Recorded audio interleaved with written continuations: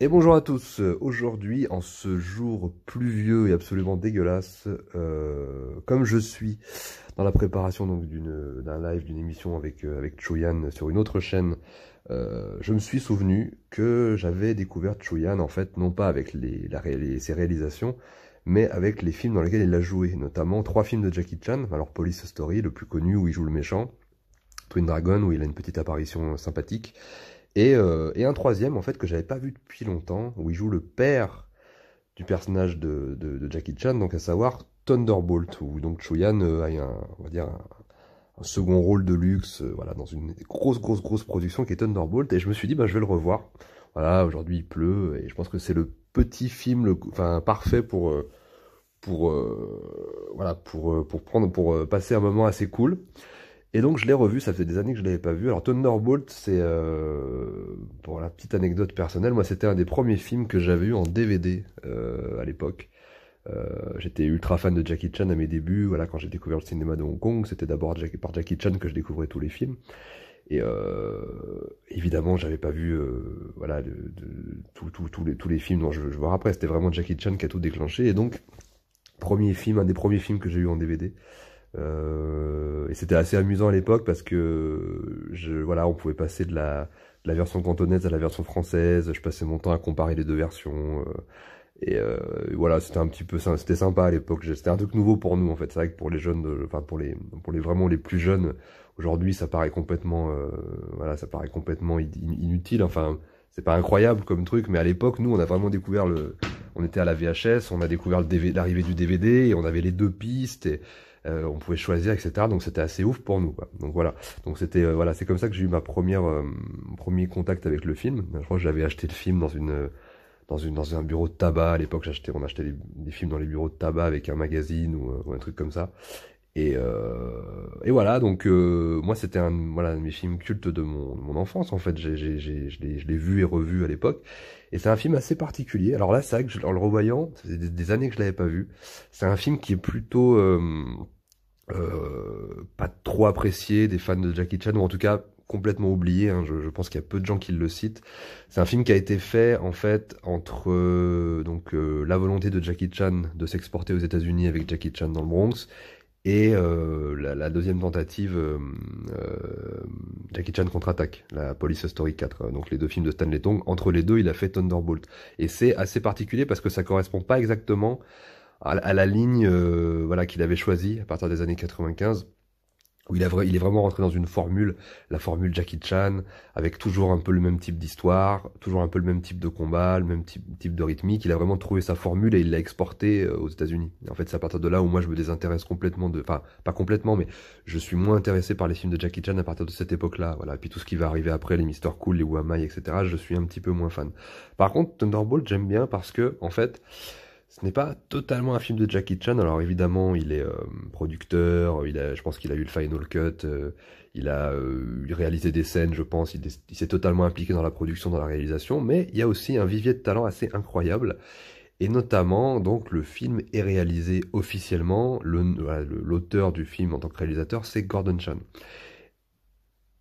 Il y a Sammo Hung qui est aux chorégraphies d'arts martiaux. Il y a pas beaucoup de scènes de combat, mais il y a deux scènes d'action absolument mythiques, culte et super bien maîtrisé, où malheureusement Jackie Chan est doublé tout le temps du fait de sa blessure sur Jackie Chan dans le Bronx, et aussi je pense le fait qu'il pouvait pas suivre les chorégraphies de Sammo, qui allaient beaucoup trop vite et qui étaient beaucoup trop compliquées pour lui. Ça m'a un petit peu fait repenser au fait qu'il est il est énormément doublé dans un film comme Dragon Forever par exemple de Sammo Hung, et je pense que il est pas vraiment ultra efficace, et il sait pas faire tous les mouvements qui s'adaptent à la chorégraphie de Sammo. Donc là, dans les deux combats de Thunderbolt, dans les deux fights, la scène du garage et la scène du pachinko, la mythique scène du pachinko, il est archi doublé, et ça se voit pas mal, même si ça essaie quand même de cacher son visage, etc. Mais on voit clairement que c'est pas lui sur tout un tas de mouvements. Et donc je pense que ça vient de sa blessure et et de son incapacité, parce qu'il a quand même un certain âge à cette époque-là déjà, et il peut pas assurer tous les mouvements dans leur intégralité. Il est déjà pas mal, il est un petit peu doublé dans les films habituellement. Hein, c'est un peu une légende que Jackie Chan n'est jamais doublé, comme vous le savez, il est doublé en fait sur tout un tas de choses. Mais là, c'est vrai qu'il est beaucoup plus doublé dans les scènes de combat. Mais les scènes de combat sont absolument hallucinantes.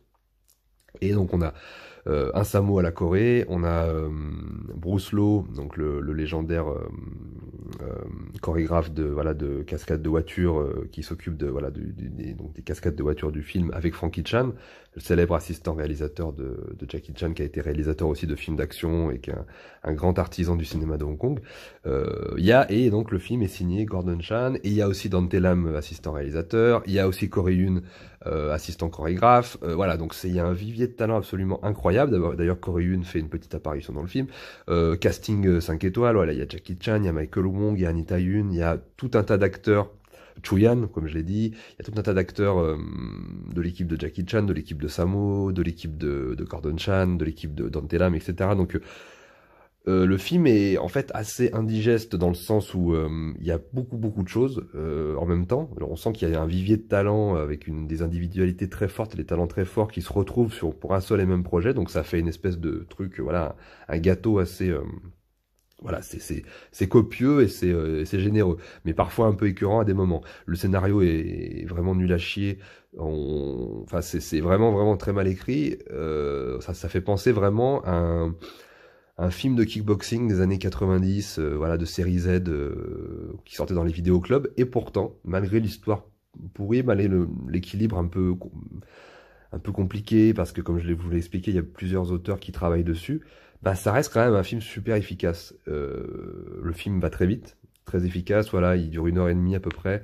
Il y a à la fois des éléments, donc c'est à la fois, il y a des éléments de polar, d'action, de course automobile, de kung-fu, de la comédie, du drame, de la violence, parce que là, c'est ça qui est intéressant aussi, c'est que Jackie Chan ne joue pas exactement comme les personnages qu'il va interpréter dans les années 80, voilà, de 95 à 2000, en mode un petit peu rigolo comme ça. Il va vraiment être sérieux du début à la fin. Il a vraiment un jeu d'acteur proche de ce qu'on pouvait trouver dans First Mission, dans Crime Story, dans Island of Fire. Très sérieux, très viscéral. Il y a plein de scènes, voilà, où évidemment, hein, toujours le côté extravagant et narcissique de Jackie Chan qui aime montrer qu'il sait jouer, qu'il sait faire ses cascades, qu'il sait faire les choses, voilà, mettre en avant, mais c'est le propre de sa personnalité et de ses films. Et il y a plein de scènes, notamment la scène où il est en sang et où il s'énerve contre Michael Wong et où on sent qu'il revient en termes de, voilà, il veut jouer, il veut interpréter le rôle de manière sérieuse et violente et hargneuse, et il y arrive très bien. Moi, je trouve qu'il est très touchant dans plein de scènes. Mais malheureusement, enfin, le film, voilà, va d'un côté, d'un côté très sérieux, d'un côté très violent, puis de l'autre, il y a des moments de comédie, ou alors on rentre dans un film de course automobile avec une musique un peu, voilà, un peu sportive, un peu. Donc voilà, l'équilibre est pas hyper bien trouvé, mais le film fonctionne malgré tout. Le film est quand même très efficace, on passe un très bon moment. Voilà, gamin, moi c'était un plaisir, je voyais, parce qu'il y avait vraiment tout ce qui peut plaire à un gamin moi j'avais 13-14 ans à l'époque, et il y avait tout ce qui me plaisait, de la course automobile, des combats, de la comédie, du drame, de la violence, comme je l'ai dit, il y avait des belles filles, voilà, il y avait des acteurs qu'on aime, voilà, et il y avait aussi un truc, alors là maintenant que je le remarquais pas forcément quand j'étais gamin, mais en le revoyant, j'ai aussi été halluciné. Alors hormis, voilà, les cascades de ouf, comme j'ai dit, les combats, les cascades automobiles, c'est absolument n'importe quoi à des moments au niveau chorégraphique, au niveau du réalisme. C'est pas du tout réaliste comme film, etc. Mais voilà, on sent que c'est fait par des artisans surdoués et ultra généreux. Et en plus, à l'époque, je pense que c'était un peu les derniers budgets, les derniers films qu'on pouvait produire comme ça, donc ils y allaient, c'était avant la rétrocession, donc ils mettaient tout le pognon, et puis en plus, le film est un petit peu destiné au marché asiatique. En fait, le film est plus destiné au marché asiatique qu'au marché mondial. En fait, c'est ça qui est assez intéressant, c'est que le film est... Des films comme Jackie Chan dans le Bronx ou Contre-Attaque, Mr. Cool, etc. sont vraiment des films destinés au marché occidental. Alors que là, c'est vraiment un film qui est fait pour le marché asiatique, tourné en partie au Japon, avec des personnages japonais, avec des acteurs japonais, et donc voilà, le film est très asiatique en fait, et fait pour un marché asiatique. Les courses automobiles, ça marche très bien en Asie. Voilà, c'était l'époque où Jackie Chan, voilà, avait décidé de revenir un peu au marché asiatique pour un seul film. Vraiment pour ce film-là, voilà, c'est pour ça que ça se détache vraiment en termes de style des films comme Jackie Chan dans le Bronx, etc.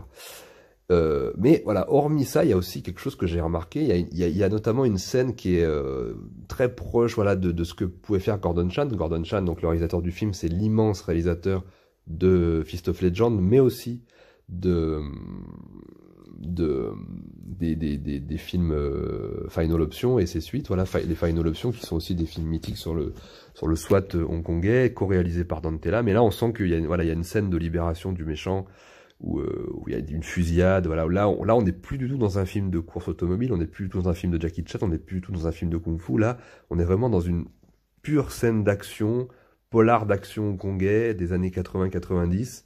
Je pense que cette scène a été réalisée par Gordon Chan et Dante Lam, hein, totalement, je pense que c'est totalement leur style.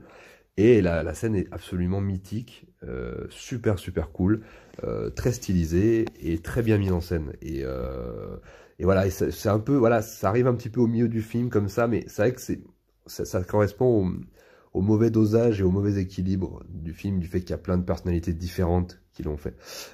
Mais voilà, pour revenir sur Gordon Chan, effectivement, le projet ne lui est pas personnel, hein, ça se voit, c'est vraiment un film de Jackie Chan. Voilà, c'est avant tout un film de Jackie Chan, mais alors à des moments il a vraiment une liberté totale et je pense qu'en fait ce qui est intéressant dans le film c'est que tout le monde a la liberté de faire un peu ce qu'il veut. C'est ça qui est un peu paradoxal, c'est que Jackie Chan a le dernier mot, mais on sent que Frankie Chan et Bruce Lee s'éclatent dans les chorégraphies de courses de bagnole, on sent que Sammo s'éclate au niveau de la chorégraphie martiale et on sent que Gordon Chan et Dante Lam s'éclatent au niveau de la réalisation. Il y a des scènes, il y a des moments, des petits moments, des plans, des scènes super bien réalisés. À des moments où, enfin, voilà, on est dans une réalisation super plate par moment, et puis à d'autres moments, notamment ce moment où il y a la colombe qui se pose sur la ligne de démarcation, et au moment du décollage de la colombe, il y a les deux voitures qui commencent à rentrer en course, la Jackie Chan et le méchant, et voilà, c'est des petits moments comme ça. Aussi la fameuse scène de un peu dramatique et catastrophe où les méchants du film détruisent la baraque de Jackie Chan en l'explosant complètement. Il y a des moments qui sont amenés, la manière dont les méchants arrivent. Il y a des plans vraiment mis en scène. Et le film est mis en scène à plein d'endroits.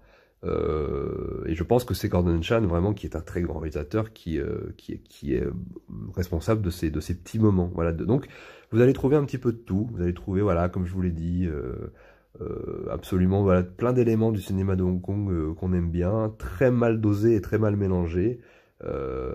Et ça, vous allez sortir du film avec un petit peu, peut-être un petit peu, voilà, comme une sensation d'avoir trop mangé.